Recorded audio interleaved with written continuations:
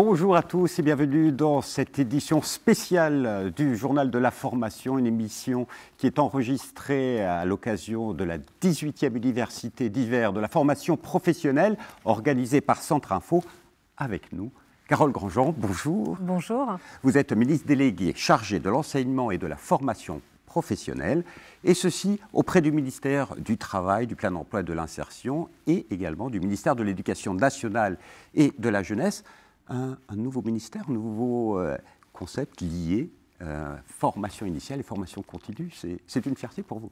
Écoutez, oui, c'est un ministère inédit qui vient créer une passerelle entre ce ministère du Travail et ce ministère de l'Éducation nationale, qui portent tous deux de grands enjeux autour de la compétence, des compétences, de la formation, et qui, par ce ministère de l'enseignement et de la formation professionnelle, vient créer ce trait d'union. Voilà, c'est assez inédit et qui vient porter ce défi de nation des compétences dont on voit absolument l'absolue nécessité que de pouvoir accompagner un continuum entre formation initiale et formation continue et entre tous les enjeux que je porte. J'ai l'habitude de dire que je suis la ministre et des lycées professionnels et de l'apprentissage et de la formation professionnelle. Et au fond, tout ça est extrêmement lié avec des dispositifs, on le voit, qui s'articulent les uns les autres, qui se répondent et qui donnent du sens à la lumière les uns des autres. Et vous êtes venu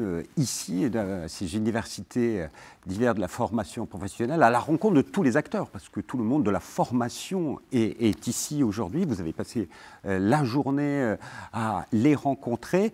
Qu'est-ce que vous pensez de ces universités et même du thème? C'est réussir ensemble les transitions, compétences 2030.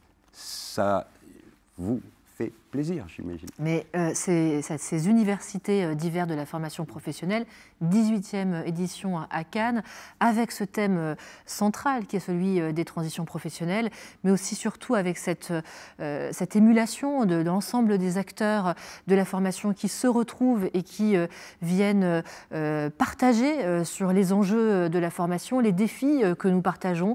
Et au fond, ce que je constate et ce que j'ai eu le plaisir aujourd'hui de partager avec les uns et les autres, c'est que nous en partageons très grandement voilà, les enjeux, les objectifs que nous souhaitons tous, que le système de formation réponde mieux aux enjeux et aux mutations économiques, qu'il soit plus agile, qu'il permette effectivement de mieux accompagner l'individu tout au long de sa vie et de sa vie bien sûr professionnelle notamment, avec du coup une vraie volonté que de pouvoir voilà, accompagner les dispositifs pour qu'ils soient plus efficaces, plus lisibles, au plus proche finalement des individus.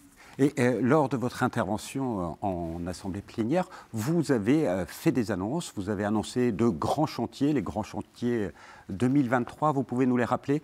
Le CPF, c'est une grande priorité pour vous? Écoutez, j'ai le plaisir d'avoir effectivement déjà pu faire avancer un certain nombre de choses, notamment la validation des acquis de l'expérience qui a été adoptée, je le dis avec un peu de fierté, à l'unanimité dans les deux assemblées parlementaires et qui vient être déjà une première opportunité pour repenser notre culture de la reconnaissance des expériences professionnelles et de l'obtention aussi de diplômes au travers de cette reconnaissance, mais aussi d'un texte de loi qui a déjà été adopté sur la lutte contre les démarchages abusifs et fraudes au compte personnel de formation. Et je crois qu'on peut tous se satisfaire que depuis quelques mois maintenant, nous ne recevions plus de SMS, de démarchage. Vous en recevez peut-être d'autres sur d'autres sujets, mais plus pour le CPF, et c'est une vraie satisfaction. Et puis, il y a vraiment beaucoup d'autres grands chantiers autour du lycée professionnel, autour du compte personnel de formation, qui doit être plus mobilisé à des fins de projets professionnels, autour de ce grand défi autour des certifications. J'ai largement évoqué avec les acteurs l'enjeu de mettre à jour les certifications, d'en créer de nouvelles, qu'elles soient plus agiles et qu'elles répondent aux métiers et à leurs évolutions. Et puis, tous ces sujets autour des transitions professionnelles, mais aussi de l'illettrisme, qui sont les grands chantiers sur lesquels mon ministère travaille et sur lesquels nous devons pouvoir mieux répondre aux enjeux. Évidemment, l'apprentissage. énormément d'axes de travail, mais à un moment donné aussi les questions de moyens, ne serait-ce que sur l'apprentissage, il y a des vraies questions, je sais que vous êtes souvent interpellés.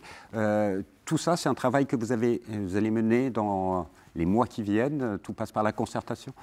Alors une vraie volonté qui est celui de soutenir l'apprentissage très fortement avec un objectif porté par le président de la République, avec un objectif à 1 million d'apprentis par an d'ici à la fin du quinquennat.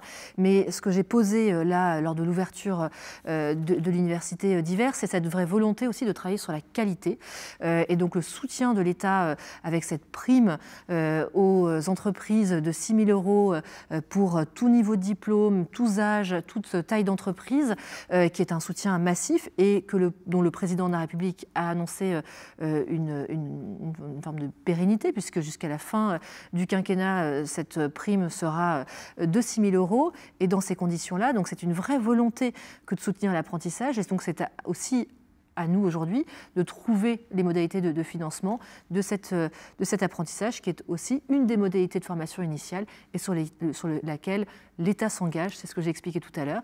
Et l'État ouvre aussi des discussions sur le contrat de professionnalisation, c'est ce que j'expliquais en ouverture.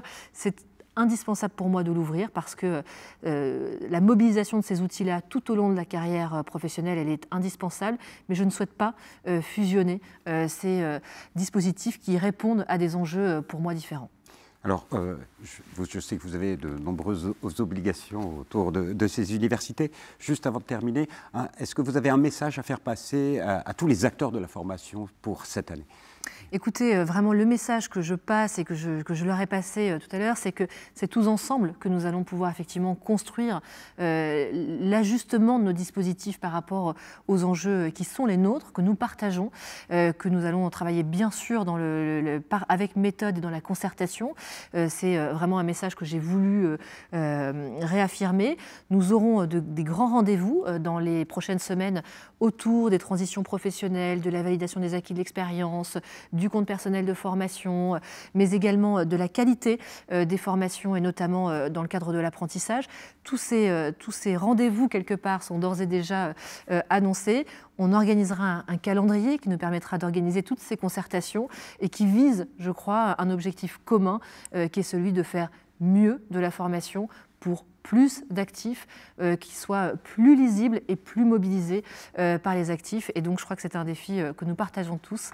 Et donc, un grand moment de partage aujourd'hui à ces universités d'hiver. Et j'ai envie de vous demander un message pour les salariés, les actifs et les jeunes qui nous écoutent et nous voient également. Qu'est-ce que vous avez envie de leur dire ? Formons-nous. Écoutez, nous sommes très nombreux ici, avec tous nos responsabilités, nos engagements, nos convictions.